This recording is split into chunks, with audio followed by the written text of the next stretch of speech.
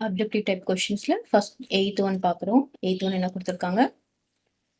The addition of 3mn mn கூட என்ன add பண்றோம்? -5mn ஆட் பண்றோம். அதுக்கப்புறம் 8mn அப்புறம் என்னது -4mn. ஸோ எல்லாத்தையும் ஆட் பண்றோம். என்ன கொடுக்குதுன்னு பார்க்கலாம். இங்க என்ன இருக்கு? 3mn plus into minus is -5mn.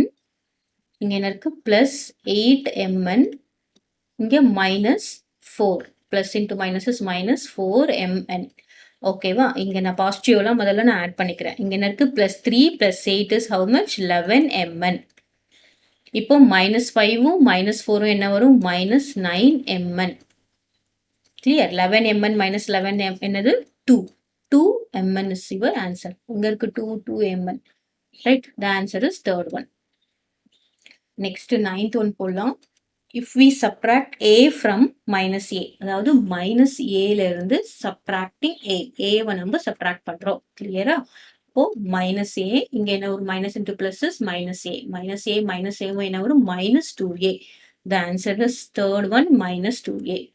கிளியரா? In an expression we can add or subtract only என்னது like terms தான் நம்ம add or subtract பண்ண முடியும். பாத்தீங்கன்னா இங்க mn எல்லாத்துலயும் mn இருக்கு. அதனால தான் நம்மளால என்ன பண்ண முடியுது? add பண்ண முடியும் இல்ல subtract பண்ண முடியும். அதே மாதிரி இங்க aவும் என்னது like terms அதை தான் subtract பண்ண முடியும். இப்போ இங்க a இருக்கு -b இருக்கு. இதை எப்படி நம்ம add பண்ண முடியாது, subtractம் பண்ண முடியாது. இப்போ 2x இருக்கு, அப்புறம் 5 ஒரு ஓகே 2x இருக்கு,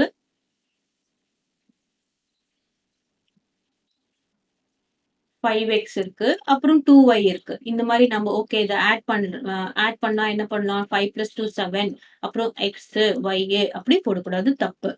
நம்ம எல்லாமே லைக் டேர்ம்ஸ் வேரியபிள் வந்து சேமா இருந்தாதான் நம்ம என்ன பண்ண முடியும்? ஆட் ஆர் சப்ட்ராக்ட் பண்ண முடியும். So answer is like terms. Clear?